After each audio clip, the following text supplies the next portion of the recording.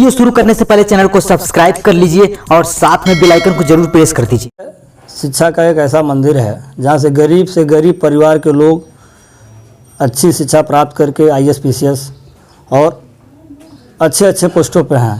जो भी बात होगा कानूनी कार्रवाई करने के लिए तैयार हैं। शासन प्रशासन इसके अगर मेरी बच्ची को कुछ हो जाता तो शासन प्रशासन जिम्मेदार हो। मेरा नाम रंजना है और मेरा समुदाय इंटरमीडिएट कॉलेज में पढ़ती हूँ। मेरे साथ धोखा हुआ है। हाँ सर, ये तो मैंने बोला ना कि ये तो मिस्टेक है। मुझे लगा कि एडमिशन हुआ है लेकिन एडमिशन ही नहीं हुआ था। बात चले गई गुमराह करने की कोशिश कर रहे हैं लोग। ऐसा होता है कि यह विद्यालय के नाम पे लोग व्यापार करते हैं, धनुगाई करते हैं, बच्चों का भविष्य के साथ खिलवाड़ करते हैं। ऐसे लोगों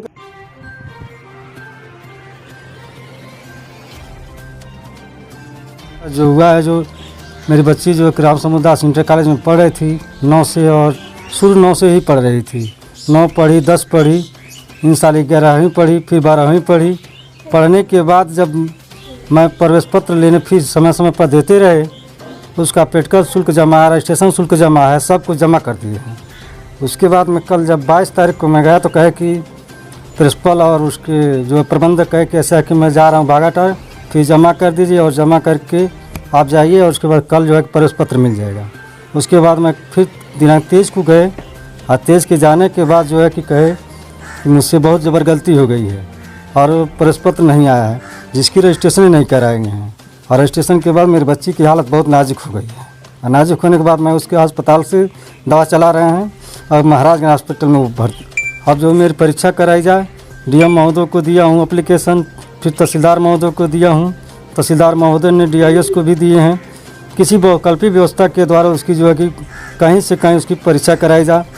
मैं असुविधा होने के कारण जो है कि मेरी बच्ची का जो है कि लाइफ कैरियर के साथ खिलवाड़ किया जा रहा है और मैं इसके लिए हाई कोर्ट सुप्रीम कोर्ट तक जाने के लिए जो भी बात होगा कानूनी कार्रवाई करने के लिए तैयार हैं। शासन प्रशासन इसके अगर मेरी बच्ची को कुछ हो जाता तो शासन प्रशासन जिम्मेदार होगी।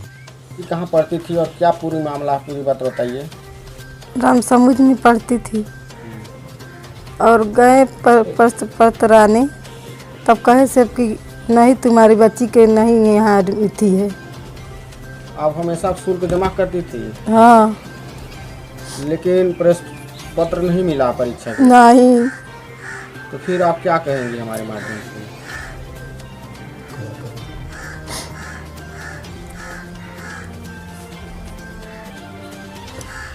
इस समय आपकी बच्ची कहाँ है?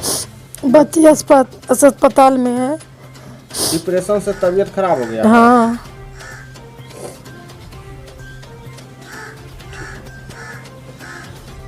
आपके कॉलेज की एक छात्रा का आरोप है कि उसका 2 साल तक फर्स्ट ईयर इंटर 11 और 12 में वो आपके कॉलेज में पढ़ती रही, लेकिन उसका रजिस्ट्रेशन न होने के कारण वो इस बार परीक्षा से वंचित कर दिया गया।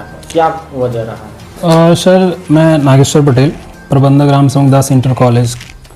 सर, पहली बात तो बच्ची मेरे क्लास में स्कूल में पढ़ती ही नहीं है, क्योंकि अगर वो बच्ची पढ़ रही होती तो आप उससे जो एडमिशन का होता है रसीद वो मांग सकते हैं, उसके पास नहीं होगा सर। दूसरी बात, किसी भी बच्चे का जब रजिस्ट्रेशन होता है तो उससे बाकायदा सिग्नेचर करवाया जाता है। उसके माँ बाप का नाम गलत हुआ, सही हुआ, एड्रेस, मोबाइल नंबर सब सही है कि नहीं सही है, ये भी चेक कराया जाता है। तो जब ये चेक आउट कराया गया तो सर अगर वो चेक की होगी बच्ची सिग्नेचर की तो उसको भी पता चल सकता है कि मेरा रजिस्ट्रेशन हुआ है या नहीं हुआ है।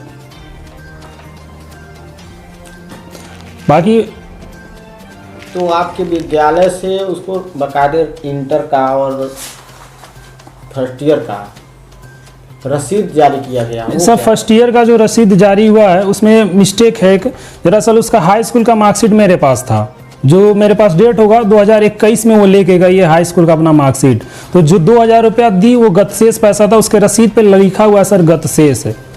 फिर 12 का क्या रसीद है? 12 का सर रसीद उनके पास नहीं होगा।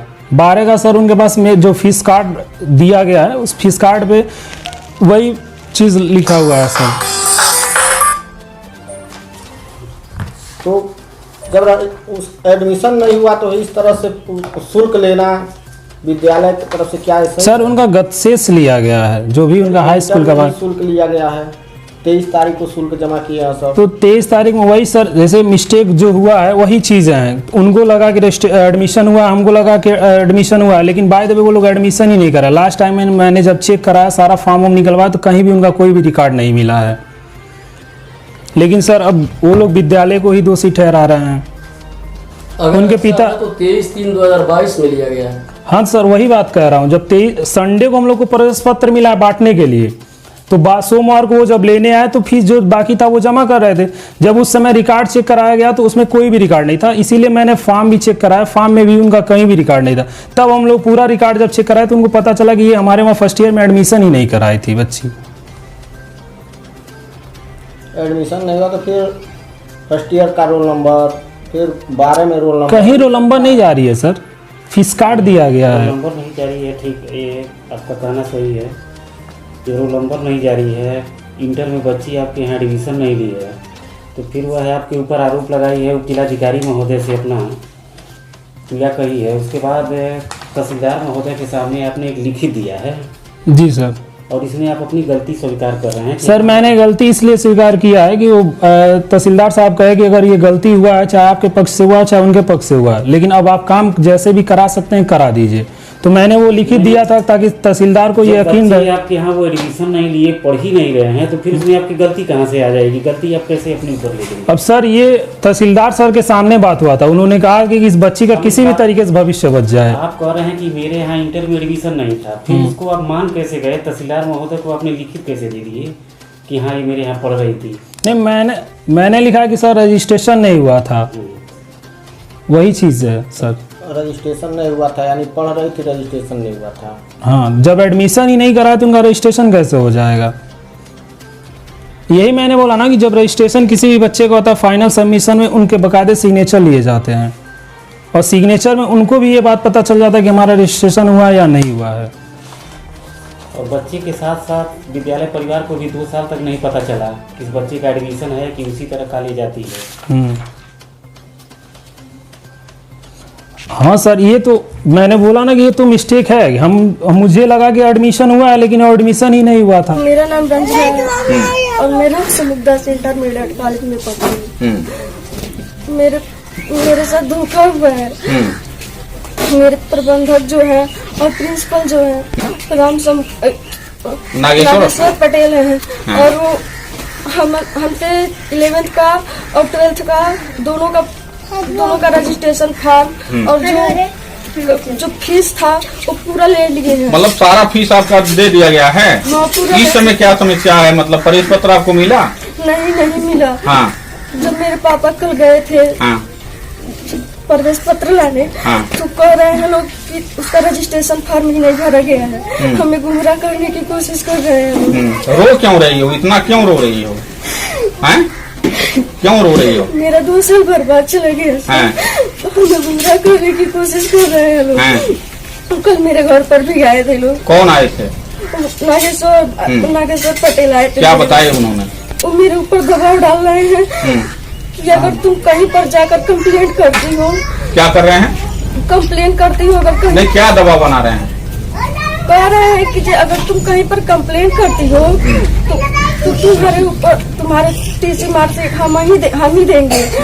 अगर तुम नहीं जो मेरी बात मानोगे तो तुम्हारे मार्कशीट में हम अपना सिग्नेचर कर देंगे कि तुम्हारा एडमिशन कहीं पर भी नहीं हो पाएगा।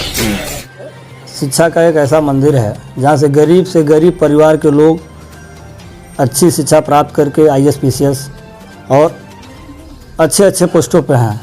लेकिन आजकल बहुत सारे जो तुच्छ प्राणी के लोग हैं विद्यालय के नाम पे व्यापार फैला दिए हैं।